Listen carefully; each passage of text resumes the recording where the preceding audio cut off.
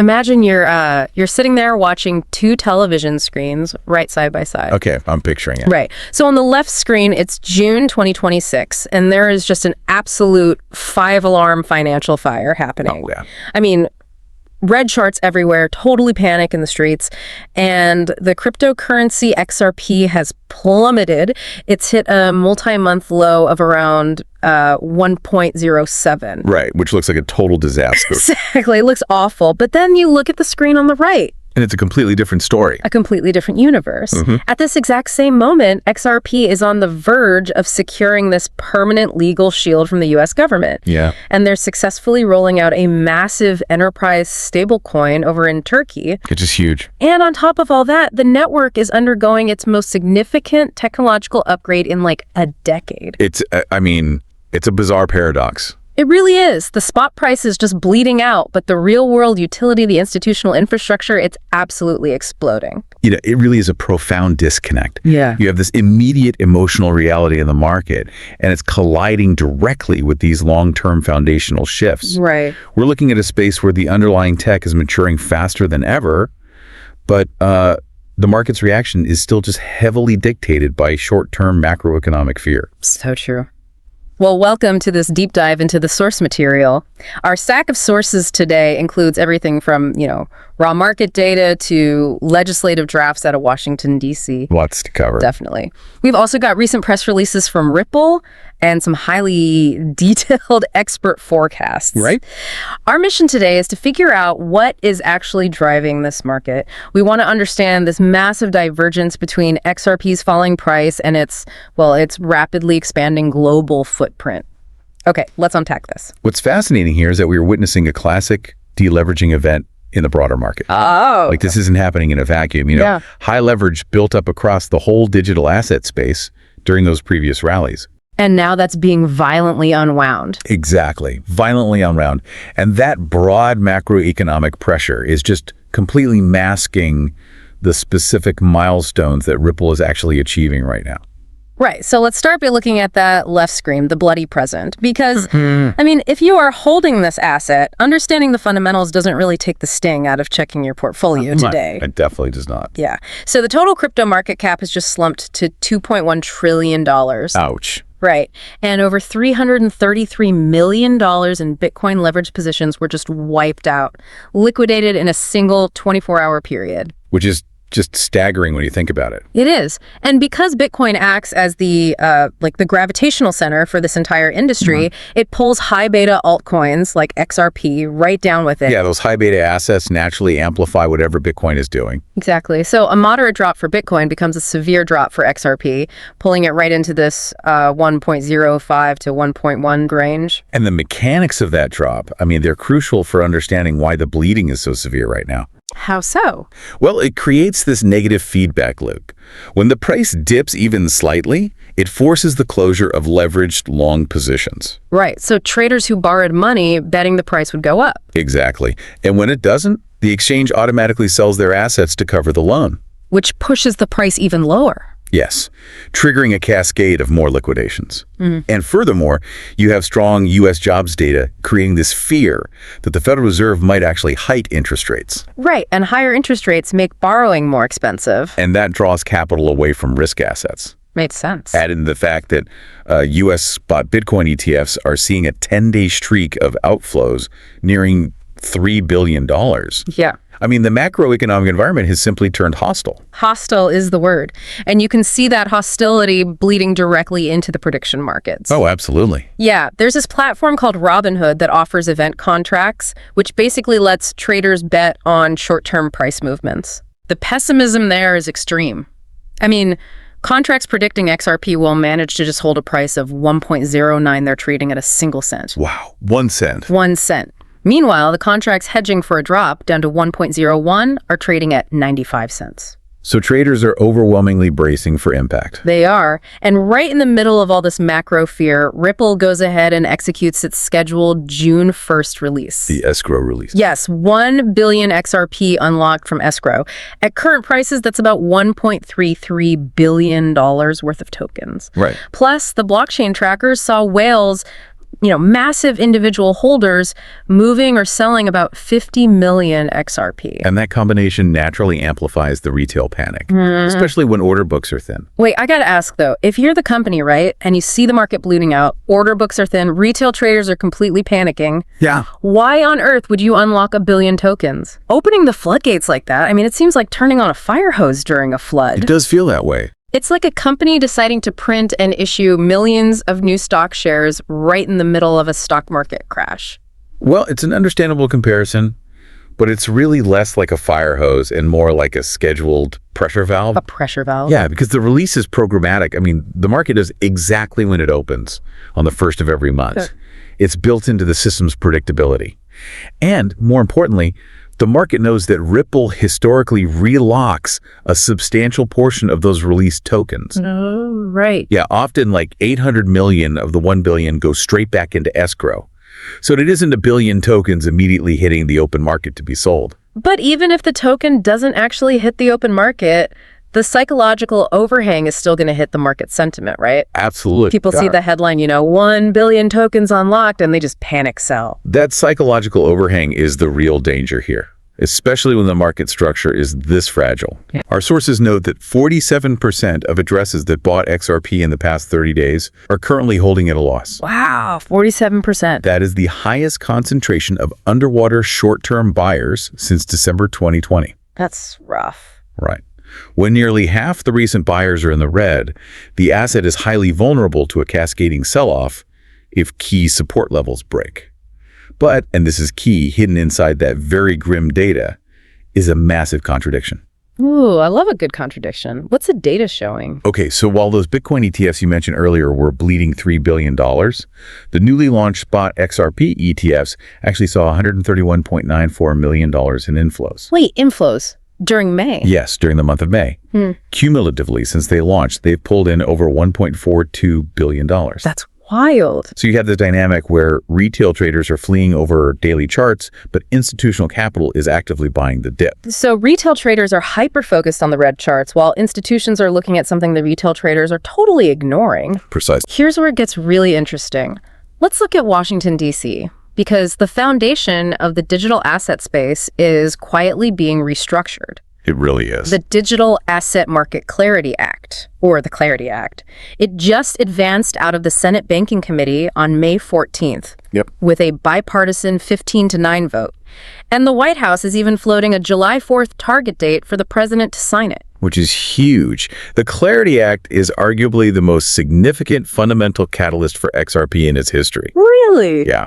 It permanently classifies 4 specific tokens, XRP, Cardano, Hedera, and Stellar, as digital commodities. Oh, wow. This formally transfers jurisdiction over these networks from the Securities and Exchange Commission, the SEC, to the Commodity Futures Trading Commission, the CFTC. And transferring jurisdiction to the CFTC means the asset is regulated based on market mechanics and fraud prevention, right? Exactly. Rather than the SEC's super rigid 1930s framework for corporate securities. Yeah, that 1930s framework just doesn't fit. Right. It also explicitly protects proof-of-stake rewards, meaning if users lock up their tokens to help validate and secure a network, the compensation they earn for that work is legally protected. Yes, which is a massive win for the industry. Now, our sources are very careful to impartially point out the political hurdles here. We're just looking at the facts of the legislative process. Right. Getting a full Senate vote requires 60 votes. And right now, lawmakers are heavily debating whether federal officials should even be prohibited from owning crypto. Which could definitely slow progress down ahead of the midterm elections. For sure.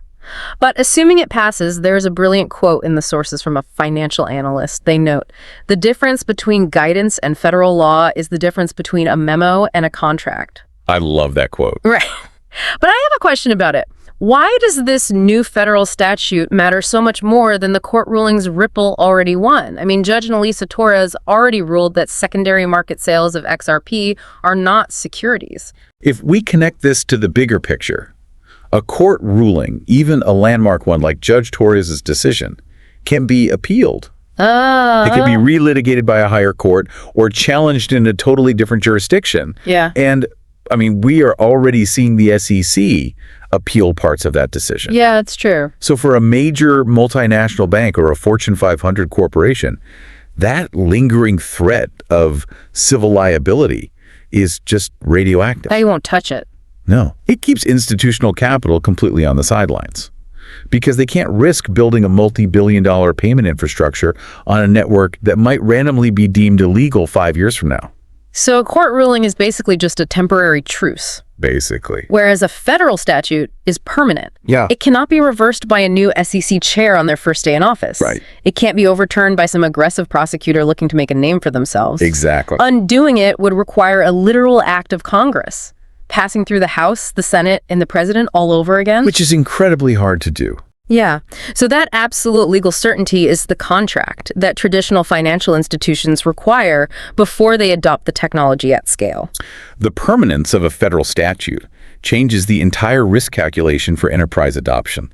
I mean, it provides the green light for global financial plumbing to actually be built on these rails. And while the U.S. is, finally sorting out its laws, the rest of the world is not waiting around. Not at all. Ripple is actively deploying this technology globally to take advantage of this incoming legal clarity. Let's look at Turkey. Oh, yes. Ripple just launched its major enterprise-grade USD-backed stablecoin, Ripple USD or RLUSD in Turkey. Yeah. They partnered with local exchanges Bilira, Bitexen, and Bitlo. Yeah. And Turkey is not a small market for this.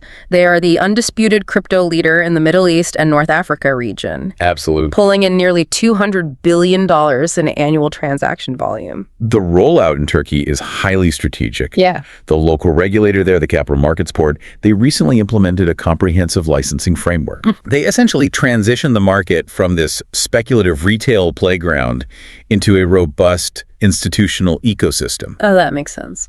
Ripple is moving in because the legal rails are finally there to support enterprise usage. And it's not just the Middle East. I mean, they are pushing hard into the Asia-Pacific region, too. Yep. They are in the process of acquiring a company called BC Payments Australia, specifically to secure an Australian financial services license. They want to be fully compliant everywhere. The end-to-end payment platform. But to support all this enterprise stablecoin action, the underlying technology has to be flawless. It has to be perfect. So Ripple is executing a massive 2026 technical overhaul of the XRP Ledger itself. They're adding zero knowledge, or ZK, privacy upgrades, native smart contracts, and they're building on-chain decentralized finance, or DeFi, lending infrastructure. And that technological upgrade is vital. Moving from a simple payment rail to a fully programmable smart contract platform, it completely changes the ledger's addressable market. And those zero-knowledge privacy upgrades are particularly important. Why is that? Because ZK proofs allow a user to prove they have the funds for a transaction without revealing any other sensitive data to the public ledger. So if a major bank like JP Morgan uses a public blockchain, they absolutely cannot have Goldman Sachs or, retail traders seeing their client flows and trading strategies. Exactly. They need privacy. ZK proofs solve that visibility problem. They do. But looking at the DeFi upgrades, I've got to ask, isn't XRP showing up incredibly late to the party? Well, I mean, Ethereum, Solana, Avalanche, they have been doing programmable smart contracts and decentralized lending for years. that's true. They have massive established ecosystems. Can XRP really convince developers and users to switch over when the market is already buzzing elsewhere? It's completely valid skepticism. I mean, if you view this through the lens of retail crypto trading, yeah. But Ripple is not trying to compete for retail yield farmers. Those traders who are constantly moving capital around different networks just to hunt for double-digit interest rates on speculative crypto loans. All right, the casino folks. Exactly. They are targeting the enterprise sector, specifically real-world asset tokenization, or RWAs. So they're focused on digitizing traditional financial products like corporate bonds, real estate funds, money market instruments. Exactly. For a global bank looking to tokenize, say, $1 billion in bonds, the XRP Ledger offers a built-in decentralized exchange. It settles transactions in 3 to 5 seconds, and the fees are a fraction of a cent. It's incredibly efficient. And with the new ZK privacy upgrades we talked about, they can do this without broadcasting their internal strategies to their competitors. Right. Digitizing traditional finance is a vastly larger addressable market than speculative crypto lending. Oh, the scale of traditional finance completely dwarfs the current crypto market. Right. Like I said, they aren't building a casino for retail speculation. They are building the plumbing for Wall Street. So we've established the bloody reality of the spot market today, the massive legislative catalyst looming in Congress, Yeah. and the global technological rollout for enterprise tokenization. So what does this all mean? That is the million-dollar question. Right. How on earth do financial analysts reconcile these vastly different realities to predict where XRP's price goes from here? Well, to predict the future, they first contextualize the past. Okay. The sources remind us that XRP just celebrated its 14th anniversary. Wow, 14 years. Yeah. It is one of the oldest and most resilient protocols in existence. It started trading at roughly half a cent, 0.00058, back in 2013. That's crazy. And even today, at 1.07, trading at a steep discount from its previous highs. It's still up 207 times from its first listing. That's serious perspective. It survived a 97% crash after the 2020 SEC lawsuit, and it clawed its way back. That historical resilience is exactly what anchors these long-term models. Looking at the 2026 predictions in our sources, the range is incredibly wide. I mean, because the underlying assumptions of these models are just fundamentally different. They really are. You have Standard Chartered expecting a base case of 2.80, but their model says it could reach 8.00 if those new ETFs pull in $4 to $8 billion in capital. Right. Bitwise is forecasting between 4.94 and 6.53, based specifically on that real-world asset tokenization expansion we just talked about. Makes sense. And 21 Shares assigns a 30% probability of the token reaching 2.69. And then, of course, you have the bearish outlier models. Yeah. Digital coin price warns of a potential drop down to the 21 to 75 cent range. Ouch. But their model assumes a massive macroeconomic failure. Specifically, if Bitcoin loses its crucial support levels, the broader economy enters a recession, and those ETF inflows completely halt. Right. And on the complete opposite end of the spectrum, the long-term Super Bowls are projecting anywhere from $10 to $28 by the years 2030 or 2032. Yeah, based on total global banking adoption. Exactly. When you synthesize all these different predictions, the analysts aren't actually disagreeing on XRP's fundamentals. Everyone agrees the technology is getting better, the laws are getting clearer, and the partnerships are expanding. Right. What they are disagreeing on is timing and macroeconomics. They're debating whether the broader global economy will stabilize enough to actually let those improving fundamentals shine through in the price. The fundamental thesis is completely intact across almost all the models. The debate is entirely about when the market will actually price it in. Yeah. This raises an important question. As someone looking at this space, what is your underlying investment thesis? Right. What are you actually betting on? Exactly. Are you staring at the short-term technical indicators, like a death cross on the charts, where the short-term price trend just collapsed below the long-term average, signaling immediate bearish momentum? Which is terrifying. It is. Or are you looking at the multi-year timeline? Right. The timeline where digital assets transform from speculative tokens traded by retail investors into embedded financial plumbing utilized by global central banks, MasterCard, and multinational corporations. It is the ultimate test of patience versus panic. Truly. We have covered a massive amount of ground today.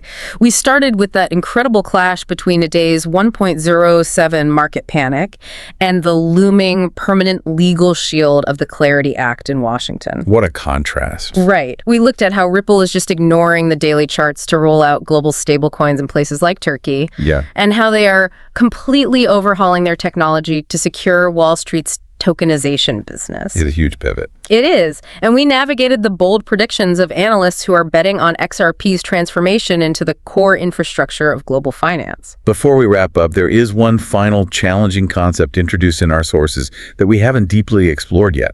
Yeah. And it is essential to chew on. It's called the stablecoin displacement risk. Okay, walk us through how that works. Well, the entire purpose of XRP historically was to be a highly efficient bridge asset for cross-border payments. Right. It was designed to move value instantly. Exactly.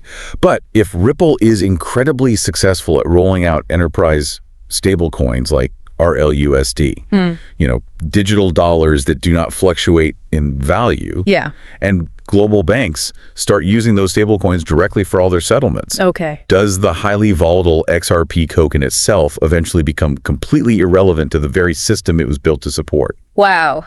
That is a brilliant paradox to leave you with. Isn't it? If the company succeeds wildly at building stable rails, the volatile asset gets left behind because stability simply wins out for corporate use. Exactly. You have the split screen of market panic on one side and foundational progress on the other, but even the progress carries its own hidden long-term risks. Something to think about. Absolutely. Thank you for joining us for this deep dive into the source material. It is always so rewarding to cut through the noise, ignore the daily hysteria, and actually understand the real mechanics driving the headlines. Until next time, keep questioning the consensus.